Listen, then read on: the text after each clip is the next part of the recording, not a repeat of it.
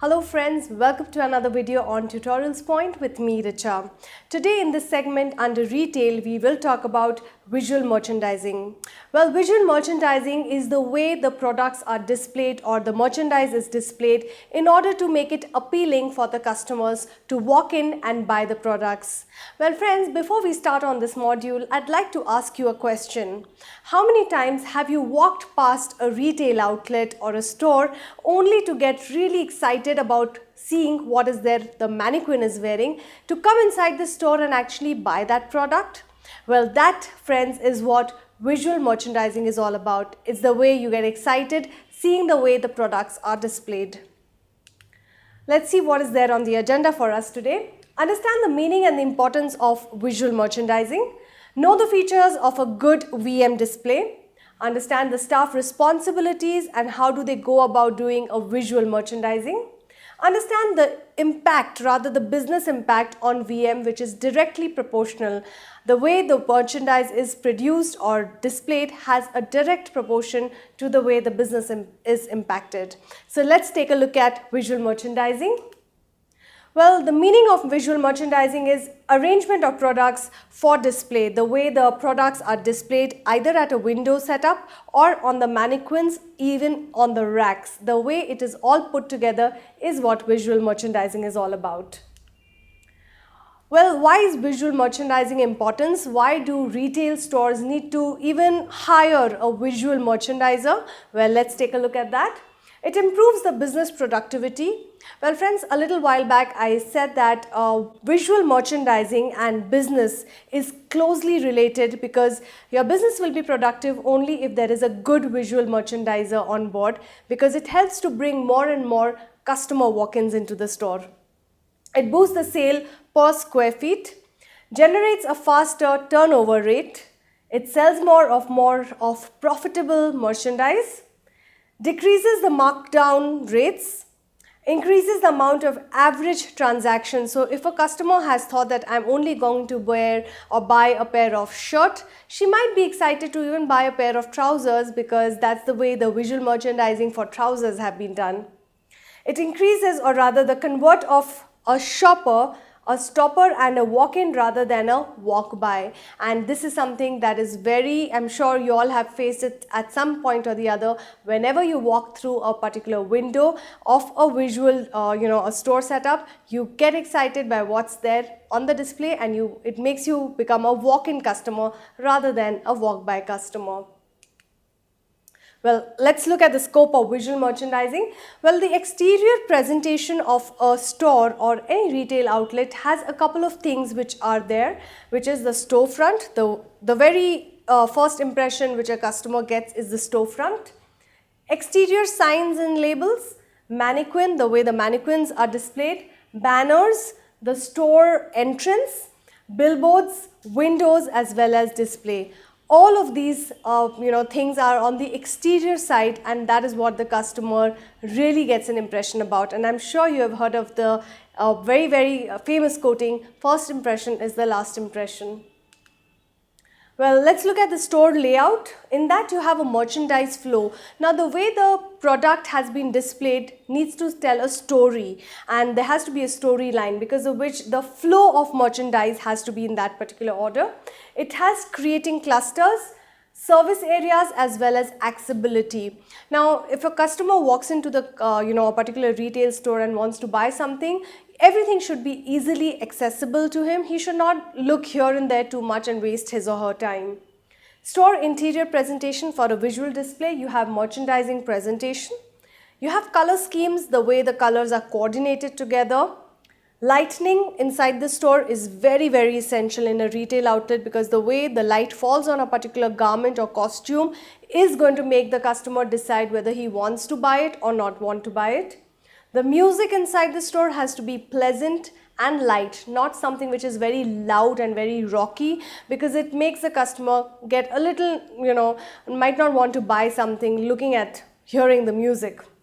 The odor inside the retail outlet has to be very pleasant. It should not be smelling or stinking. There has to be a pleasant flowery odor which makes the customer want to buy. Well, the interior display has a couple of things which we will talk about. Certain props are used. Now, at times, depending on the season that the visual merchandising is all about, there are certain props which are used inside a store which makes the store enhance or look really nice and pleasant. Space design, the way the space has been designed. Fixtures, certain racks, on inside the store, a waterfall display, etc. These are all types of display. Mannequin, the way the mannequin has been dressed up.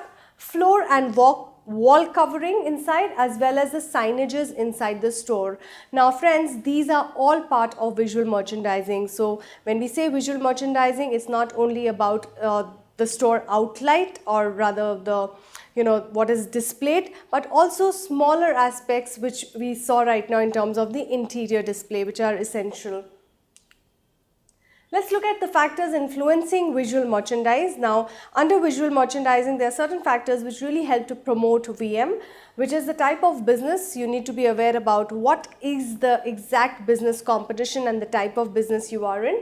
The store has to have a plan, and that's the blueprint of the store, which is the planogram actually, which helps you to decide what particular space inside the store needs to be occupied by a particular garment or story of that display, and hence per square feet area needs to be covered well. Availability of the VM tools as well as cost versus space.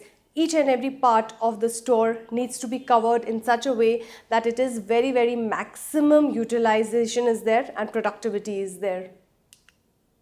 Key aspects of visual merchandising, let's understand that very easily. What is used to display merchandise? Well, to use visual merchandising, you need to have fixtures. There are standard fixtures as well as not so standard fixtures.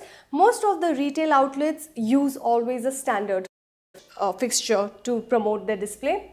How to display merchandise? Well, there are guidelines for each section whenever you are displaying merchandise. A proper lighting has to be there. Color blocking, color coordination has to be there, and mannequin has to be styled in a particular manner whenever you want to really display merchandise. Where do you display merchandise?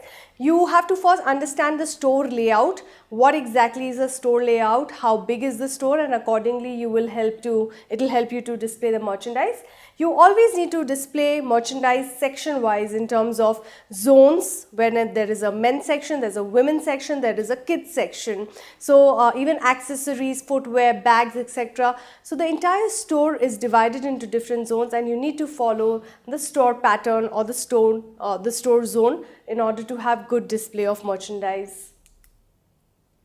Let's see what are the features which go into a good display. Now, for a visual merchandising to be a success, few things have to be taken into account. For example, the store needs to look neat and tidy. However good is your visual display, if your store is not neat and tidy, you do not get your brownie points there.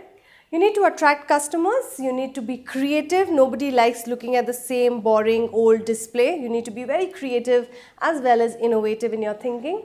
Easy for customers to select the products, should be easy for the customers, should not be wasting their time. And effective space utilization. I'm sure you will agree that nowadays retail stores are not very huge at times because of the crazy rents that they have to give. So hence the space utilization becomes very essential. Let's look at certain staff responsibilities when they go out to meet visual merchandising. You need to understand how and what products need to be displayed. The employee of the retail outlet or the visual merchandiser needs to understand this really well. Execute the planogram. Planogram is the blueprint of the store layout. So he needs to execute the planogram. Arrange the talkers, the promo talkers, signages as well as areas. Ensure that there is a timely display. When the customers walk into a retail outlet, that is not the time for you to start doing your visual merchandising. So there has to be timely display. Create good themes in order to attract customers. Whatever is your visual merchandising, it has to have a theme, it has to have a story behind it. Then only it becomes really impressive for the customers to buy. Maintain the VM tools very neatly in terms of the fixtures, and all the different tools of VM needs to be maintained well. They also need to replenish goods and services whenever they're required. If there's some particular garment which is going out of stock or is not there enough, they have to make sure that they are in stock every time. Does the products kept for display? Nobody, I'm sure you would understand that no customer would like to look at a VM when there's a lot of dirt on the product. Maintain a fully stocked appearance. Your store should not look half empty. There has to be always a full size of product display. Check and replace, very important, your expired products, damaged, soiled products and illegible labels as well as tickets. This is a very important point, friends, because you do not want customers to take home expired products or damaged products or soiled products for that matter. Take necessary actions in order to rectify any changes to the display area. Well, certain staff responsibilities, certain more things which they need to do is check the manufacturing date and expiry date before the display of products. Check the package of merchandise, whether it's in a proper condition or no. Rotate the products on a regular basis so that every time a customer who's walking in gets to see a different kind of product. Monitor the display on a regular basis. Now, these are certain duties which a staff member needs to ensure when they are working on the floor of a retail outlet. Well, the business impact of visual merchandising is very essential and imperative because ultimately a retail is looking at making profits. And how does the profit happen? Make sure that the business impacted is unique store appearance. You should be different from the rest of the retail outlets and hence unique store appearance. Increase the footfalls as well as the sales. Promotes new trends. Now, whenever there's anything new in the market, you need to make sure that you're following the new and the trendy things which are incoming rather than using the same old boring ways of visual merchandising. Bring better margins.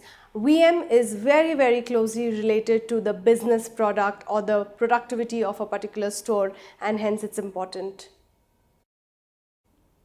So friends, that brings us to the end of this particular module on visual merchandising. We have discussed what is visual merchandising, what are the factors which go into making a good visual merchandising display, certain staff responsibilities towards the VM. Well, we hope you have enjoyed listening to this particular video as much as we have enjoyed teaching this to you. Keep watching and thank you so much.